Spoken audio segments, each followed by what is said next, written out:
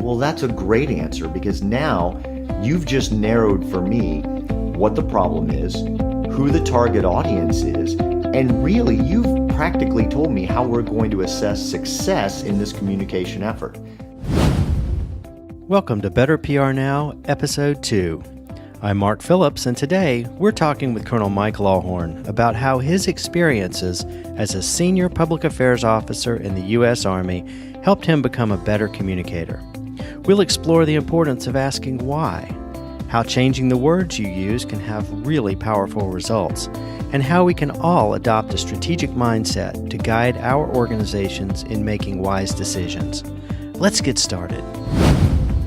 I'd like to welcome Colonel Mike Lawhorn. Mike, if you would, give us a brief introduction, a little background on yourself. Sure. Thanks, Mark. I really appreciate the opportunity to talk with you today. My name is Mike Lawhorn. I'm a U.S. Army officer and have been an Army officer since about 1989 is when I was originally commissioned. I've been a public affairs practitioner, which is the military's version of public relations, for about 15 years now. In fact, Mark and I met each other when we were in graduate school together. I was getting my master's degree in public relations at the University of Maryland. I've had kind of an interesting military career. More than most officers, I've moved from one career field to another.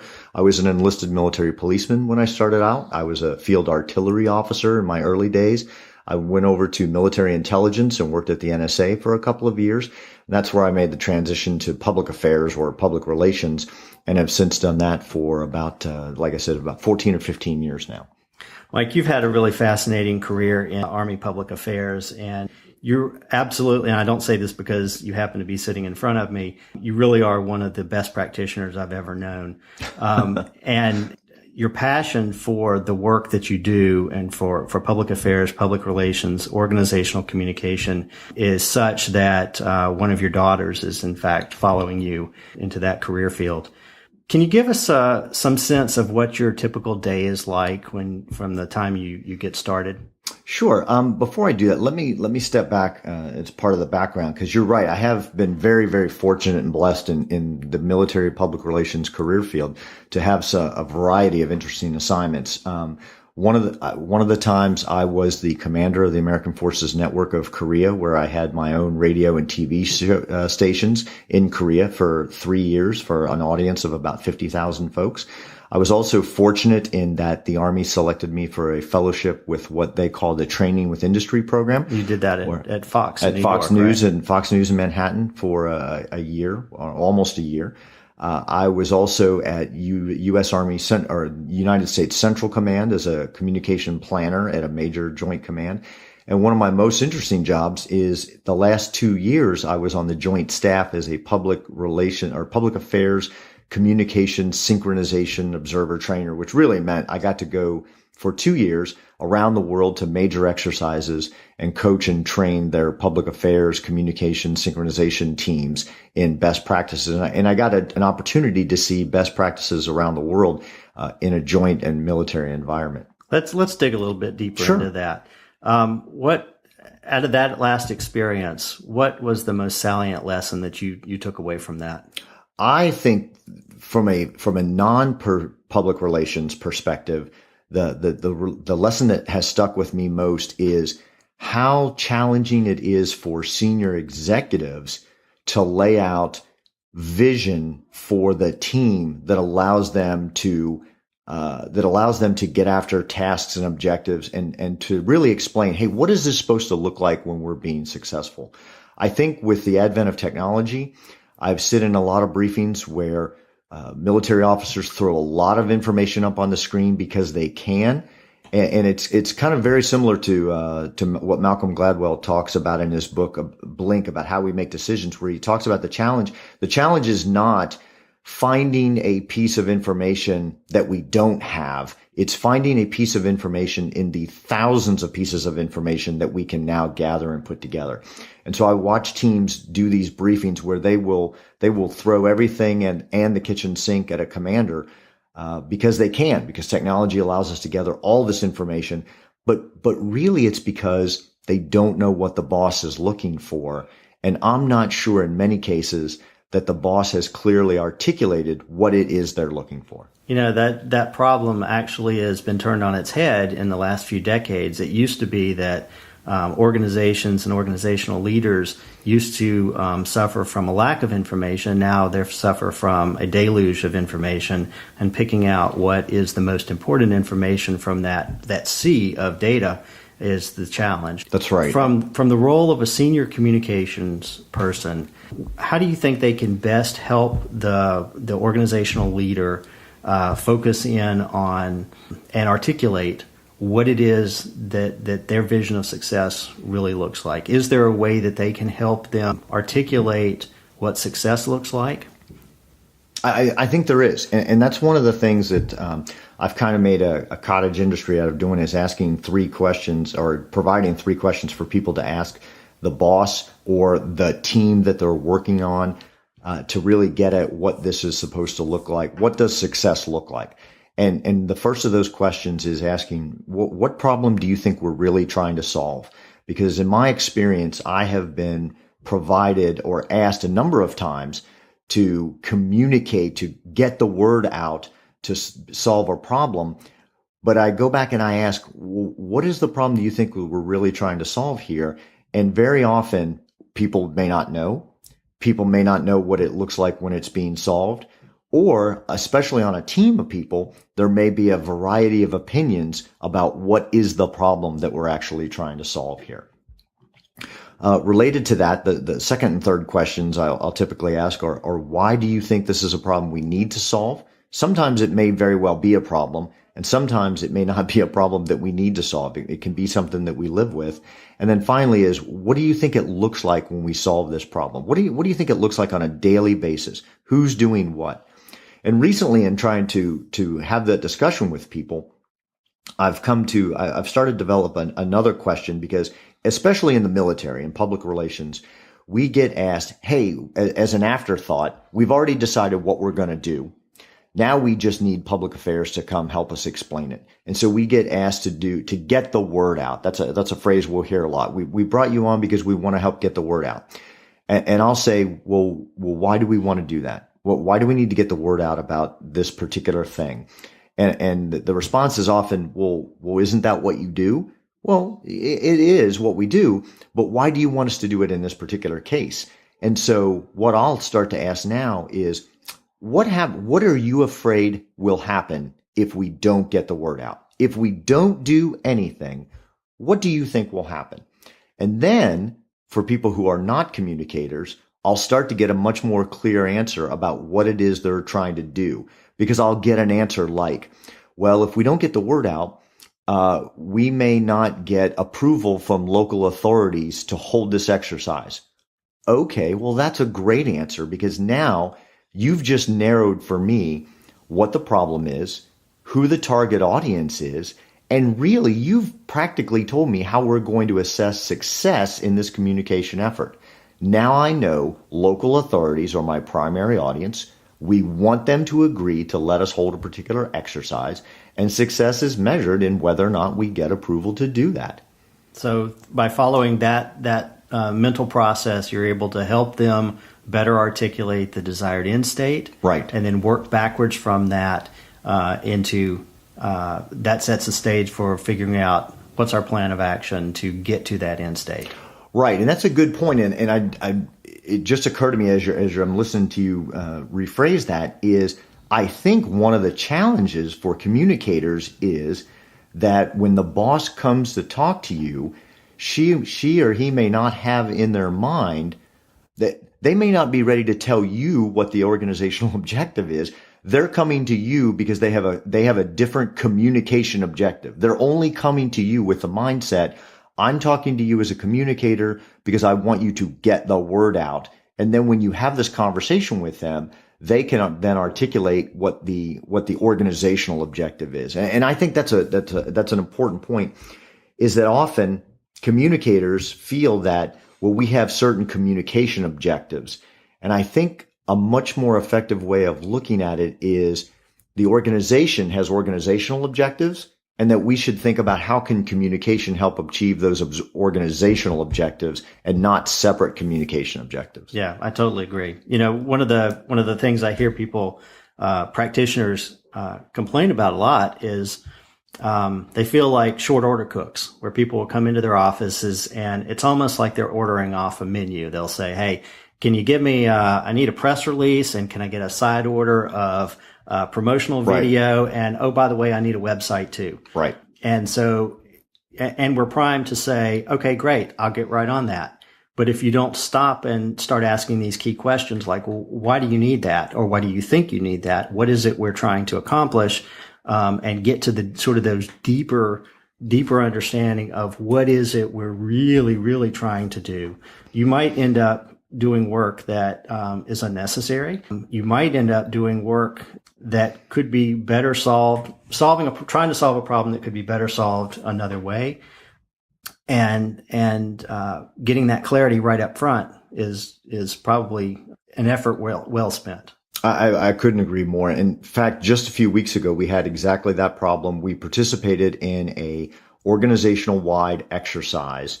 One of our subordinate organizations had a problem.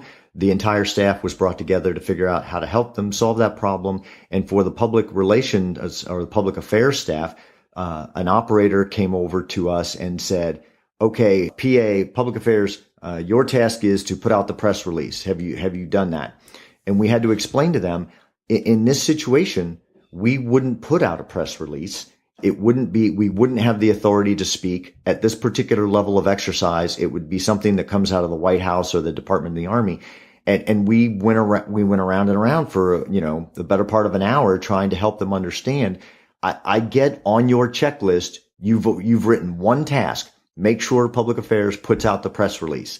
But in this particular case, that's not going to happen. Now, what I had to coach my own staff through was, when you're working on a staff with others, you just can't be the person that says no. So you have to say, well, that's not, what problem are you trying to solve? Here are other things that we could do to solve that problem. Now, in the short run, the problem that person was trying to solve is, I've got a checklist that says public affairs puts out a press release. The only problem I care about solving right now is that the public affairs people tell me they will put out a press release.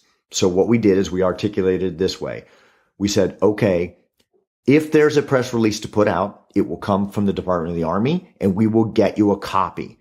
And that was close enough for them to mentally check that block and say, okay, I've solved my short-term problem, but then we have to go back and help solve a longer-term problem. Is your exercise checklist doesn't accurately reflect how we can best help you contribute to the success of the mission. Yeah, absolutely. It sounds like what we're talking about is the difference between focusing on tactical actions, like writing and sending a press release, versus a strategic approach, which is trying to figure out at a very fundamental level, what is it the organization is trying to achieve, and what role can communications play or public affairs play in achieving that. And as a council, public affairs or public relations can help the organization better understand and articulate that desired end state. I think you're absolutely right. And that's why I like to go back to those three questions about what problem are we trying to solve? Why is this a problem we need to solve? And what do you think it looks like when we're solving that problem? And I think that starts when you're on a team of other staff members that you can help. First and foremost, you just simply get agreement from everybody on the team about what is the problem that we're trying to solve. Because that, when you're dealing with other human beings, it's very easy to have that problem, because people want to do a good job. They want to get after a problem and they want to start problem solving. And for a long time, we have really emphasized, I think, particularly in Western culture, we have emphasized the success of the person who is a doer. You are doing things. You're implementing solutions and you're solving problems. And I think that's particularly acute in the military, where we're primed to action. Absolutely. The boss says go, and we go. We're not necessarily encouraged to stop and question. Right. And I think the military adds to that the additional challenge of typically people are moving in about a 2-year window. So at the end of your 2 years, you need to be able to show a list of problems that you have solved and solutions that you have implemented. So there's a bias towards action. Right. Not the length of time it took you to arrive at a really, really good decision. Yeah, totally agree. So let's switch focus a little bit. Organizational communications as a profession for a long time now. If you had the opportunity to communicate with your younger self who was just starting this as a career, would you have any advice for yourself? I think the one thing that I probably haven't done enough of is reading professionally. And it's one of those things that's easy to fall by the wayside. And it's one of those things, especially now, it can seem overwhelming because there are, especially with the internet, there are a lot of places to go get information. And I think maybe picking one good professional journal to go back and read periodically, one good blog or one good electronic website, and I've just now started to get back into that of, take 15, 20 minutes a day of setting that aside. And I know for me, I'm not a very, what I would consider to be a very organized person. And so one of the tricks that I've learned that I've started to implement, which is useful, is just putting that time on the Microsoft Outlook calendar that says, hey, you have set aside 15 minutes a day, and not to surf the internet, but to actually pick out an article and say, I'm going to read this to make sure that I'm keeping up on what is going on in my profession. It's one of those things that a lot of people talk about, but I think it's easy for that to fall by the wayside. And that's probably one of the things that I have not done as well as I would have liked. Okay. Good advice. What do you think you're better at than other people? I think that one of the things that I bring to the table is that framework for thinking, that of just asking that question, what problem are we trying to solve? I am amazed at when I ask that question of 3 people that I will get 3 different answers a lot of times. And I think it goes back to that bias for action. Everybody wants to jump right into the problem solving and solution implementing phase. And I think that challenge is exacerbated by the boss often says that they will know what they want when they see it, but that doesn't translate into clear guidance and objectives given up front. So very often the staff is left to decide for themselves what is the problem, what are the problems that we need to solve.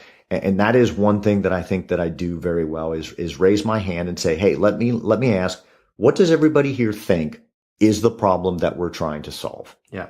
That's probably a rare instance. Okay, and we'll ask you a bit of a curveball. 2 questions. Okay. First, I want to ask you about when you've experienced failure in your career and how you dealt with that, as well as when you've had a success in your career. And what I'm looking for is how we can learn from both of those experiences. Okay, I think on the failure, early in my career, as a public affairs officer, I had gone out to the National Training Center, which is a big testing area in the middle of the desert where forces come out and we do these large combined arms exercises. And so an individual had come across, I was responsible for running the base newspaper, and an individual had come over to ask us if we could run pictures of pets for adoption in the base newspaper. Well, I was all excited. I had just come from getting my master's degree in public relations, and I was ready to do a complete campaign plan of how we were going to identify the problem and get after it and do all these different things to help. We identified the real problem was people were abandoning pets as they left the desert. And so the vet clinic was overwhelmed with the number of pets that were up for adoption. And so we had planned out this campaign plan of education for pet adoption and to build that into the in-processing stations there on post. And I did not realize that the woman that came to talk to me only wanted to solve one problem, that she had told her boss she would get the newspaper to run pictures of pets for adoption. And that was the only thing that she was interested in solving because it was an additional duty for her. She wanted to get back to her real job and wanted to check this block and move on. And so We should have maybe followed up with some other people. I would love to explain, hey, this all turned out to be eventually a big success anyway, because we adapted and we overcame. And the fact is that at the end of the conversation, I agreed, sure. At the very least, we can run pictures of pets for adoption, but we never went back and figured out if we really believe that pet adoption is a larger problem, who do we have to go talk to help solve that problem? Because it became very easy to get overwhelmed by other things. And I knew that this individual wasn't the right individual because, like I said, it was an additional duty for her. So she was not interested in going back and being involved in that process. She had a very clearly defined problem that she wanted to solve. She got her problem solved and she was ready to move on to the next thing and not revisit this. So we never did. We never went back and looked at this at a larger level to try to solve that issue. On the success side, we had a challenge with a joint exercise involving the Jordanian armed forces, who, because it was in Jordan, they were going to be the responsible party for approving any materials that got released publicly, any sort of imagery, press release, etc.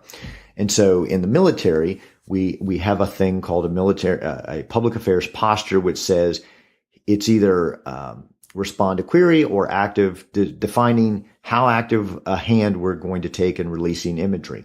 And so because the Jordanians were the host country, they had the approval authority for any imagery that would get released. Well, typically in the military, we only use one of two postures. We're either actively going to release all material or we're not going to release any material. So the Jordanians said, of those two, we're going to pick the posture that says we're not going to release any material. But I was getting some pressure from back in the United States to release some imagery showing the United States abroad participating in an exercise.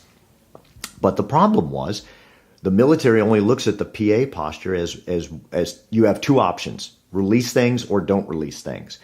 And so after we sat down and said, what's the problem we're trying to solve here? We came to the conclusion that, look, the real problem is that the Americans want some imagery of Americans doing things and aren't necessarily wedded to the idea of having to have Jordanians in the photo. We just want to show the kinds of things that the unit involved wanted some imagery.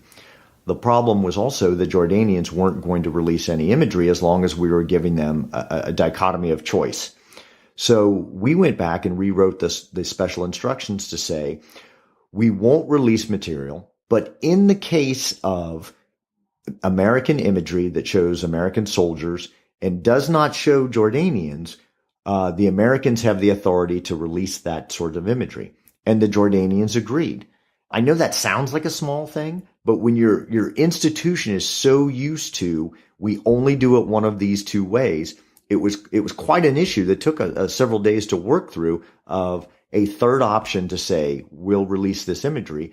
And so we were able to release the U.S. imagery in a timely fashion without offending the Jordanians, which, as you know from being deployed before, host nation sensitivities are one of the top issues that we're concerned with when we're operating in a coalition environment with other armed forces around the world. So that turned out to be a success for us. We were able to solve everyone's problem by going back and looking at what is the problem we're trying to solve? And what does it look like when we're solving this problem? Well, it looks like the Jordanians are allowed to have approval authority for everything showing both countries, and yet the Americans are allowed to release imagery in a timely fashion as long as it only shows U.S. forces. I think that's a great example of taking a strategic approach to solving a problem in the moment, in the field. What has you, I assume you're still excited about being a public affairs officer and doing that job in today's Army. What has you most excited about being a practicing public relations professional today? What I really like is the energy of the people that are in this career field. I get to lead a team of a lot of folks that really want to do things well. And I'm just excited about the level of knowledge they bring to the career field for using things like social media, traditional media as well. And it's just it really is exciting to go into work every day and be around folks that want to get after big picture issues and help the organization solve problems, but bring an incredible amount of technical expertise to that. And one of the things that I really appreciate most in this particular career field is the level of drive that people have. And I can get the team together and have a discussion about where we want to go, what problem we're trying to solve, what does it look like when we get there.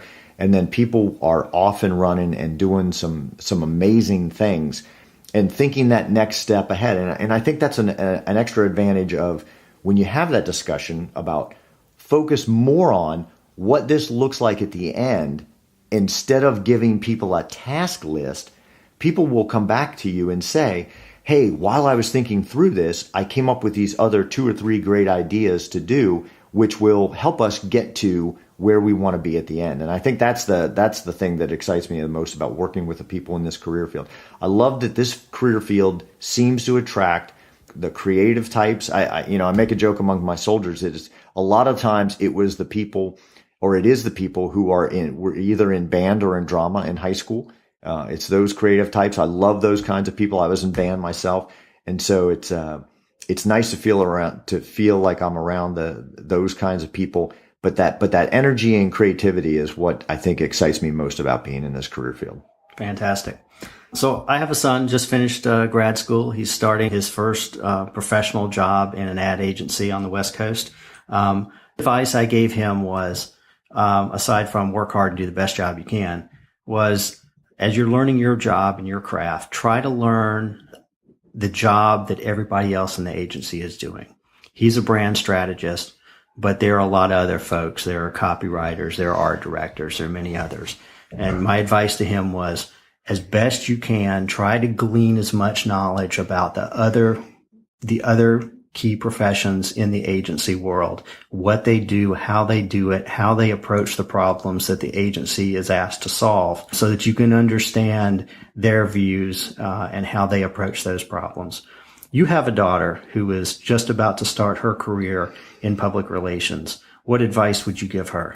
I think based on my experience, one of the things that is really, really important is understanding how to be a team player, because so much of what we do, especially for young people in this career field, I'm at the 15 years in this career field, nearly 30 years as a commissioned officer, here in a few years. More often than not, I'm the one leading at least the communication team. For young people starting off in this field, very rarely are you going to be, at least in the initial stages of your career, the person in charge of leading the communication team or any team. And it is so important to build a reputation at this point in your career for being a team player. That doesn't necessarily mean being agreeable to anything else anybody wants to do. And you can still be the one asking the question, hey, just so I'm clear, what problem do we think we're trying to solve? But you have to have a reputation for being someone that will work well on a team. Again, that doesn't mean you agree to everything everybody else wants to do. But I see in especially with social media and reputation management, online reputation management, and in terms of networking, and in terms of, you've sat in, at my level, you've sat in hiring boards, you've listened to people talk about people. You know that one of the top things people talk about in looking at prospective promotions, who do we want to promote? Who do we want to select to be on this new team? A lot of that discussion centers around, will they get along well with others? Do they work well on a team? Even if it doesn't necessarily always need to be, you're not the person bringing in cookies for the team, but just someone who can articulate a vision, can disagree well with others. One small tactic that I learned from reading, I read this in a book somewhere, and I implemented this, and I was amazed at how well this worked out, is I try never to use the word but when I'm disagreeing with somebody, because everybody knows I see your point, but means I don't see your point. I hear what you're saying, but means I don't hear what you're saying at all.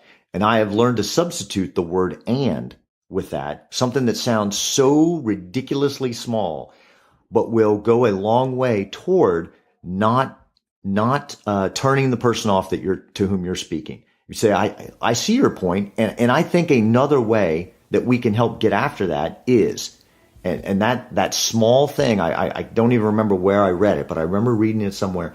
But a small thing like that, I think, has really helped me be a better team player. And so I think that is the number one piece of advice I could give to my daughter or any young person starting off is look at the people that other people respect on the team and try to figure out what is it that they're doing to be a good team player while still being able to articulate and defend their own positions when they need to.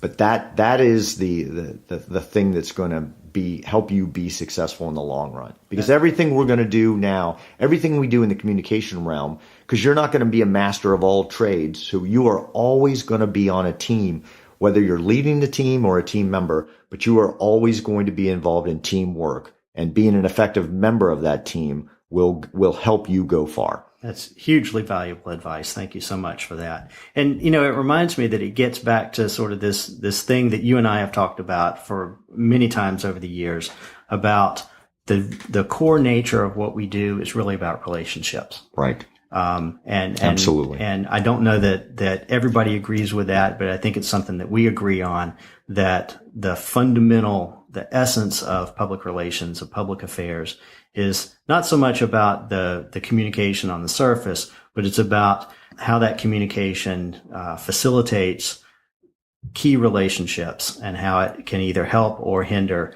those relationships, and especially the relationships that are important to our organizations. So thank you so much for that advice. Mike, it's been a real pleasure having you here today. And I've really enjoyed it. It's you're a terrific friend and one of the best practitioners I've ever known. So thanks for spending the time with us today, and thank you for your service. Thanks really so much, Mark. I really appreciate it. Thank you. Thanks for spending a little time with us today. I hope you found it entertaining, but more than that, I hope you found something useful, something you can make your own. I'd love to know what you think about the podcast. Who would you like to hear on the show? What questions would you like answered? What challenges are you facing? Drop me a line at mark@betterprnow.com. I'd love to hear from you. Also, please check out the Better PR Now website at, you guessed it, betterprnow.com. There you'll find the show notes with links to all the resources mentioned in today's episode. You'll also find many more useful resources. Well, that's it for today. I hope you'll join me on the next session of Better PR Now. To be sure you never miss an episode, please consider subscribing. See you soon.